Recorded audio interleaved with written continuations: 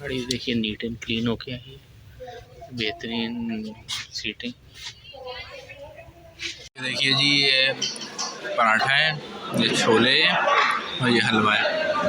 Faisal movers और आप ड्राइवरों की सर्विस में वाज़ेह फ़र्क देख सकते हैं। इनका नाश्ता फ्री है और बाकी बेहतरीन सर्विस। देखिए, जब लोग कहते हैं ना कि हम सिर्फ़ और सिर्फ एक ही कंपनी को जो है ना उसके गलतियाँ बताते हैं, तो ऐसा कभी भी नहीं है। अभी ये देखिए, ये बस चली है ये मुल्तान से 24-24 फैसल मूवर्स।